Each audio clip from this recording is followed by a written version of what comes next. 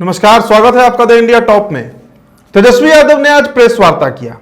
22 minute 29 second तक ये press वार्ता उनका लाइव रहा उनके ऑफिशियल फेसबुक पेज से।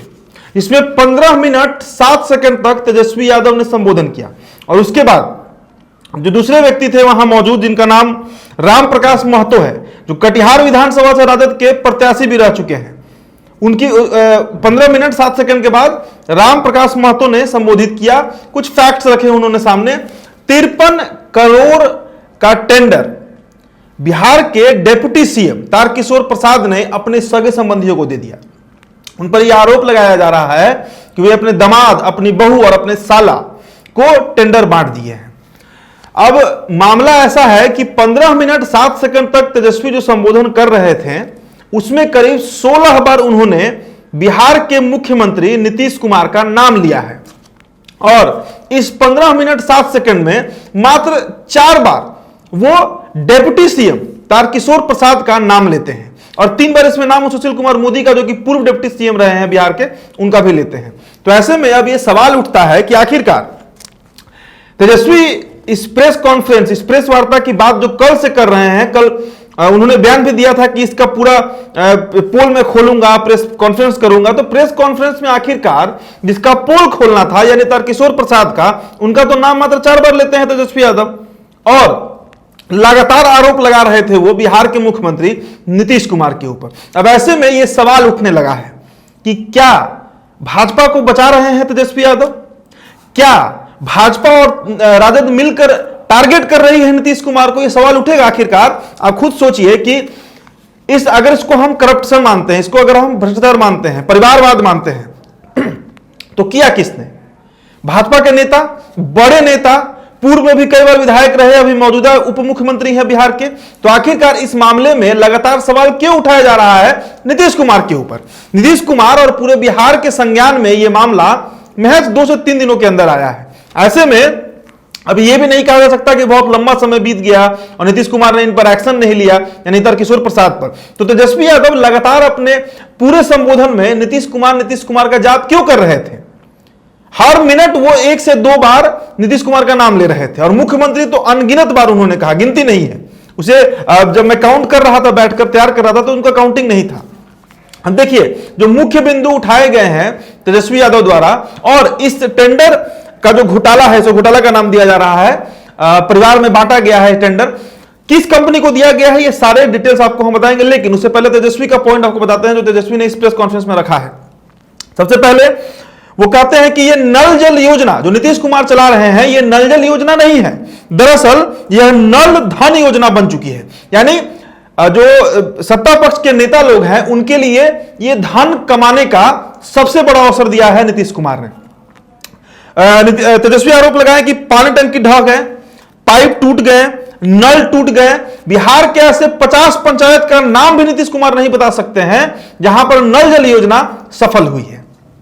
फिर आगे वो कहते हैं कि उनकी पार्टी ने इस मामले को इसी साल, माफ कीजिएगा, 2020 के अगस्त में इस घोटाले का पर्दाफाश किया गया था, जिसमें तारकिशोर प्रसाद की संलिप्तता बताई जा रही थी। कटिहार में ही 1 करोड़ 87 लाख का टेंडर उन्होंने अपने परिवार को ही दिया था। उस समय भी जो पीएचईडी मिनिस्टर में विभाग है, मंत्रालय है, वो बिहार के उप मुख्यमंत्री तब के सुशील कुमार मोदी के अंदर था। मतलब तब से ये जो घोटाला है वो चल रहा है। इसके बाद आगे वो अफसरशाही का बात करते हैं, बेरोजगारी का बात करते हैं, करप्शन का बात करते हैं। नीतीश कुमार को कई तरह के वो आरोप लगाते हैं, जिसमें उन्होंने ये भी कहा कि करीब 70 घोटाले बिहार में हुए हैं। तो आखिरकार ये प्रेस कॉन्फ्रेंस क्यों रखा गया था? तारकिशोर प्रसाद के लिए रखा गया था या फिर मुख्यमंत्री नीतीश कुमार के लिए रखा गया था? अब देखिए, जो टेंडर 53 करोड़ का दिया गया है वो 2 कंपनी को दिया गया है। दोनों कंपनी का नाम आपको बता देते हैं। जीवन श्री इंफ्रास्ट्रक्चर प्राइवेट लिमिटेड, जिसको करीब 48 करोड़ का टेंडर दिया गया है, और दीप किरण इंफ्रास्ट्रक्चर प्राइवेट लिमिटेड, जिसको करीब 3 करोड़ 60 लाख का टेंडर दिया गया है। अब आपको हम बता देते हैं कि इसमें कौन सी कंपनी उनके, देखिए अब इसमें जो कंपनी है आपको जीवन श्री इंफ्रास्ट्रक्चर प्राइवेट लिमिटेड और दीप किरण इंफ्रास्ट्रक्चर प्राइवेट लिमिटेड, दोनों कंपनी के डायरेक्टर उप मुख्यमंत्री के साले और दामाद हैं। और ये जो कंपनी है ना तो इसका रजिस्टर्ड पता है और ना ही कंपनी का कोई साइन बोर्ड है। साथ ही साथ पीएचईडी मिनिस्ट्री जो है वो ये बात कहती है कि कोई भी सरकारी ठेका जो होता है वो वैसे ही कंपनी को दिया जाता है जिसके पास पूर्व में एक्सपीरियंस हो, मतलब जो पहले से वो काम कर रहा हो। तो इन दोनों कंपनियों के द्वारा अभी तक ऐसा कोई सबूत नहीं दिया गया है कि इन्होंने पूर्व में कोई सरकारी ठेका उठाया हो और कोई काम को पूरा किया हो। साथ ही साथ आपको बता दें कि उप मुख्यमंत्री के साले की कंपनी दीप किरण इंफ्रास्ट्रक्चर प्राइवेट लिमिटेड के वर्ष 2019 और 20 की ऑडिट रिपोर्ट में ही कहीं भी किसी तरह के सरकारी कामकाज करने का जिक्र नहीं है। जबकि कंपनी को सरकारी काम करने का अनुभव ही नहीं है, तो फिर आखिरकार किस आधार पर फर्जी कंपनी को सरकारी ठेका दिया गया? यह बेहद महत्वपूर्ण सवाल है। अब ऐसे में यह मामला तूल पकड़ रहा है। कल बीजेपी की आपातकाल बैठक भी हुई इस मामले को लेकर, सरकार घिर रही है। तो सवाल यहां उठता है कि इसमें नीतीश कुमार जिम्मेदार कैसे हैं, बीजेपी जिम्मेदार कैसे नहीं है? यह वैसा ही मामला है जैसा स्वास्थ्य विभाग में हम देखते हैं कि 2005 में जब नीतीश कुमार की सरकार पहली बार बिहार में बनती है तो उस समय स्वास्थ्य मंत्री चंद्रमोहन राय बनते हैं, बीजेपी के नेता थे।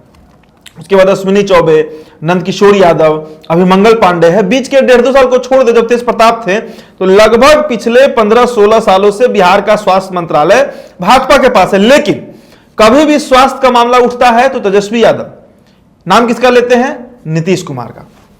क्यों? यह सवाल है। विभाग जिसके पास है, मंत्रालय जिसके पास है, जिसको फंड जा रहा है, जो मंत्री हैं, उनके अंदर सचिव हैं, उनके अंदर आईएएस हैं, आईपीएस है, तमाम तरह के लोग हैं, अधिकारी बैठे हुए हैं, तो मंत्री जी से सवाल क्यों नहीं होता है? सवाल हमेशा मुख्यमंत्री से क्यों होता है? तेजस्वी यादव आज का जो प्रेस कॉन्फ्रेंस की, आज का जो प्रेस वार्ता की, उसमें लगातार ये बात नीतीश कुमार के ऊपर वो मरते गए कि नीतीश कुमार की जो सरकार है वो दिखावे की सरकार है, भ्रष्टाचार पर सुचिता की बात करते रहते हैं, लेकिन असलियत में वो भ्रष्टाचार पर सुविधा के पैरोकार हैं।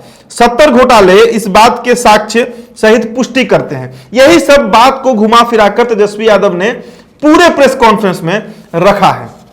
अब इसमें कुछ लोग सोशल मीडिया पर ये लिख रहे हैं, जैसा मैं पढ़ रहा था, कई नेता भी लिख रहे हैं कि जिस तरीके से महागठबंधन की जो सरकार थी बिहार में, जो गिर जाती है सुशील कुमार मोदी के प्लान के तहत, और फिर से एनडीए गठबंधन की सरकार बनती है। 2015 में चुनाव हुआ था जिसमें महागठबंधन की सरकार बनी थी, 1.5 साल के बाद वो सरकार गिर गई। इसके पीछे जो कारण बताया जा रहा था कि तेजस्वी यादव का नाम किसी घोटाले में संलिप्त थे। उसके बाद जब नीतीश कुमार उनसे सफाई मांगते हैं और वो सफाई नहीं दे पाते हैं, इसी बुनियाद पर सरकार गिर जाती है।